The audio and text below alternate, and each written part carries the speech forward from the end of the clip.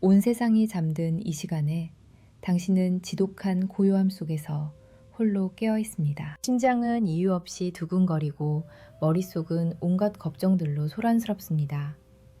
내일 아침 회의, 대출이자는 어떡하지? 애들은 잘 크고 있는 걸까? 부모님 병원비, 꼬리에 꼬리를 무는 생각들.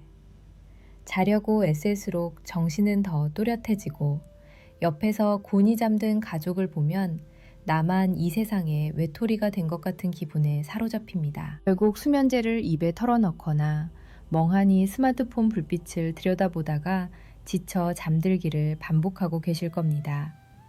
이것은 당신의 의지가 약해서도 당신이 유난히 예민해서도 아닙니다. 이것은 명백한 뇌의 시스템 오류입니다.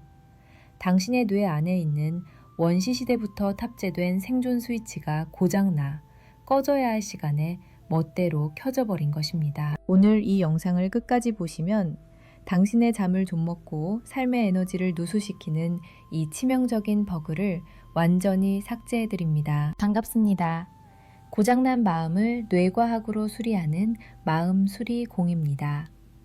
우리는 왜 매번 잠과의 싸움에서 패배하는 것입니까? 잠이 안 올 때 술을 마시면 잠시 기절할 수는 있지만 아침에는 더 심한 피로와 두통이 청구됩니다.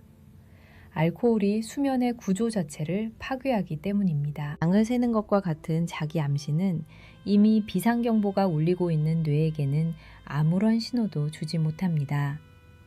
기존의 방법들은 고장난 엔진에 방향제를 뿌리는 것과 같습니다.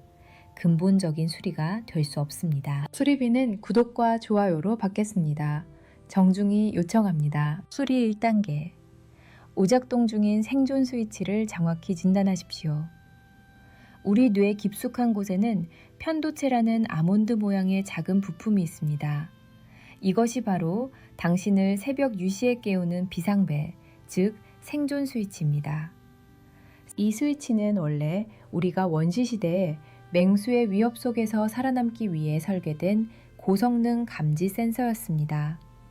위험을 감지하면 코르티솔이라는 강력한 각성 호르몬을 분비시켜 즉시 싸우거나 도망칠 수 있도록 신체를 비상상태로 만듭니다. 문제는 현대 사회에는 우리를 잡아먹을 맹수가 없다는 것입니다.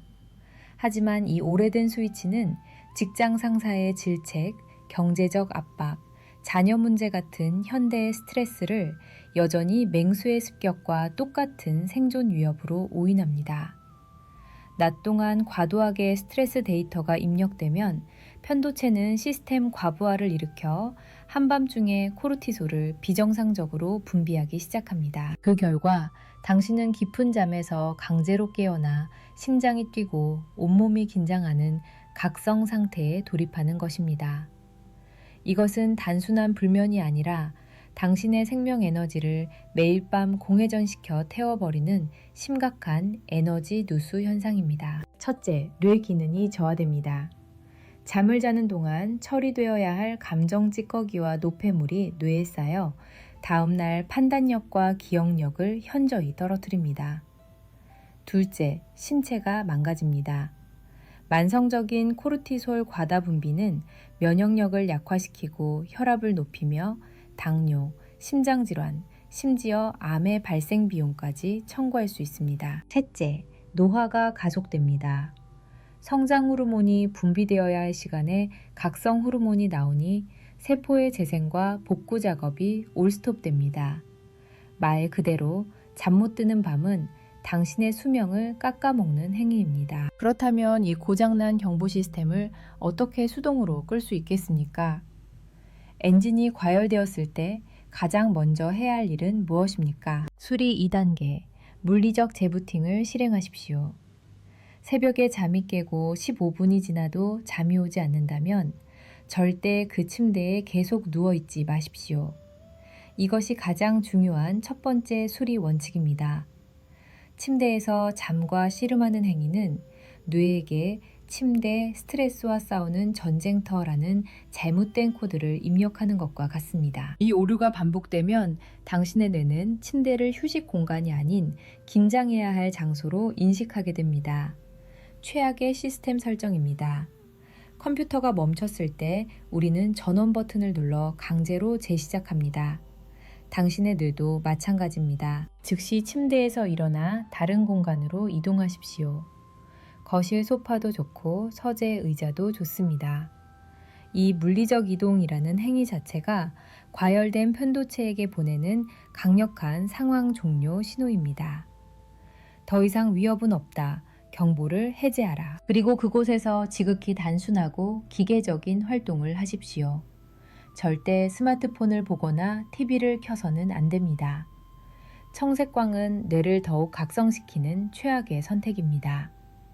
대신 어두운 조명 아래서 빨래를 개거나 책장에 책 순서를 정리하거나 아주 따분한 책에 아무 페이지나 소리내지 않고 읽으십시오. 핵심은 생각이 필요 없는 반복 활동으로 뇌의 주의를 다른 곳으로 돌리는 것입니다. 이 과정은 마치 과열된 자동차 엔진의 보닛을 열고 외부 공기로 식혀주는 것과 같습니다. 당신의 뇌가 다시 안정적인 온도로 돌아갈 시간을 주는 것입니다. 몸이 이완되고 다시 미세한 졸음의 신호가 올 때 그때 다시 침실로 돌아가십시오. 수리 3단계. 걱정 데이터를 외부 저장 장치로 옮기십시오. 물리적 재부팅으로도 머릿속을 떠도는 생각들이 멈추지 않는다면 뇌의 메모리가 과부하 상태라는 신호입니다. 너무 많은 걱정 프로그램들이 동시에 실행되고 있는 것입니다. 이 프로그램들을 강제로 종료시키는 가장 효율적인 방법은 그 데이터들을 뇌 밖으로 꺼내는 것입니다. 침대 옆에 항상 작은 노트와 펜을 두십시오. 거실로 나와 앉았을 때 당신의 머릿속에 떠다니는 모든 걱정을 그 노트 위에 남김없이 쏟아내십시오. 문장을 다듬을 필요도 순서를 정리할 필요도 없습니다. 그냥 알아볼 수 없는 글씨로 마구 배설하듯 적으십시오. 김 부장 보고서, 아이 학원비, 자동차세, 어머니 무릎 수술 등 단어의 나열이라도 좋습니다. 이것은 단순한 하소연이 아닙니다. 뇌과학적으로 외현화라고 불리는 매우 효과적인 기술입니다. 머릿속의 추상적인 불안 덩어리를 눈에 보이는 구체적인 텍스트 데이터로 변환하는 작업입니다. 컴퓨터에 너무 많은 창을 띄워놓아 시스템이 느려졌을 때 중요 내용을 메모장에 저장하고 창을 닫아버리는 것과 같은 원리입니다. 일단 모든 걱정을 종이 위에 덤프하고 나면 뇌는 더 이상 그 데이터를 붙잡고 있을 필요가 없다고 인식합니다. 이 정보는 안전하게 외부 저장 장치에 백업되었다. 이제 이 프로세스를 종료해도 좋다. 라는 신호를 보내는 것입니다. 이를 통해 당신은 비로소 생각의 무한 반복 루프에서 빠져나올 수 있습니다. 이 간단한 두 가지 수리 절차, 물리적 재부팅과 걱정 데이터 덤프를 무시하고 계속 수면제에 의존하는 것은 브레이크가 고장난 자동차를 페인트칠만 새로 해서 타는 것과 같습니다. 언젠가 더 큰 사고와 비용을 청구하게 될 것이 확실합니다. 오늘의 수리 내역을 요약해드립니다. 첫째, 새벽 5시에 불면은 당신의 잘못이 아닌 뇌의 생존 스위치가 고장나 울리는 오작동 경보입니다. 둘째, 경보가 울리면 즉시 침대라는 사고 현장을 벗어나 물리적 이동을 통해 뇌를 강제 재부팅하십시오. 셋째, 머릿속을 떠도는 걱정은 노트에 전부 쏟아내어 뇌의 과부하를 막고 시스템을 안정시키십시오. 수리는 한 번에 끝나지 않습니다. 이 과정은 낡고 녹슨 배관을 새 것으로 교체하는 것과 같습니다. 오늘 밤 당장 완벽한 효과가 나타나지 않을 수도 있습니다. 하지만 포기하지 않고 매일 밤 이 수리 절차를 반복하십시오. 뇌는 새로운 설정 값에 반드시 적응하게 되어 있습니다.